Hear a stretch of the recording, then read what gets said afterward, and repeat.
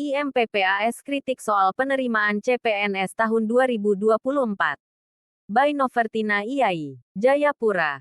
Katwaitv.com Dewan Pimpinan Cabang Ikatan Mahasiswa dan Pemuda Papua Selatan IMPPAS mengkritik dan menelisik lebih jauh formasi terkait pemerintah Provinsi Papua Selatan yang telah mengumumkan dan membuka calon pegawai negeri sipil CPNS tahun 2024 dengan jumlah sebanyak 1.000 CPNS.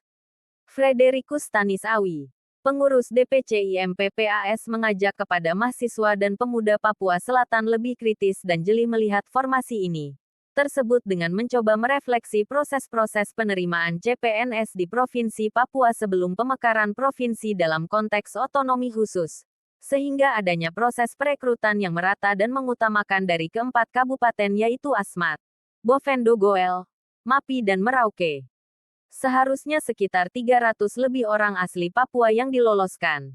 Namun pada kenyataannya hanya 187 calon pegawai negeri OAP yang lolos CPNS dan sekitar 285 non-OAP lolos CPNS pada formasi CPNS 2018 sehingga pembagiannya bukan 80/20 OAP dan non-OAP, tetapi 70% bukan orang asli Papua, non-OAP, dan 30% orang asli Papua, OAP, dalam sesi diskusi yang dilakukan di kantor LBH Papua Pos Merauke pada Sabtu, tanggal 4 Mei tahun 2024.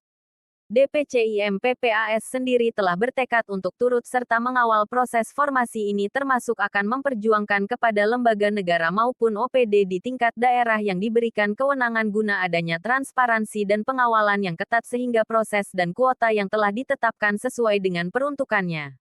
Di tempat yang sama, Arnoldus Anda Ketua Himpunan Mahasiswa Malin, bahwa kita belajar dan lihat kembali formasi CPNS tahun 2018/2019 di KAP Merauke waktu masih berada di Provinsi Papua, sebelum penerapan daerah otonomi baru, bahwa kuota 80/20 tidak terrealisasi dengan baik di Kabupaten Merauke, di mana kuota sebanyak 472 orang yang terdiri dari tenaga guru 186, kesehatan 109 dan tenaga teknis lainnya 177. Arnold menekankan bahwa apa yang telah terjadi di tahun-tahun sebelumnya tidak boleh lagi terjadi.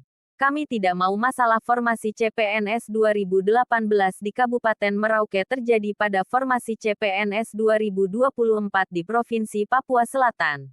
Sehingga kuota 80% orang asli Papua dan 20% non-Papua harus benar-benar terwujud, menurutnya. Selain itu, Yosef Minipko sebagai perwakilan pemuda MUYU menegaskan bahwa dalam formasi CPNS 2024 harus bebas dari kepentingan politik apapun.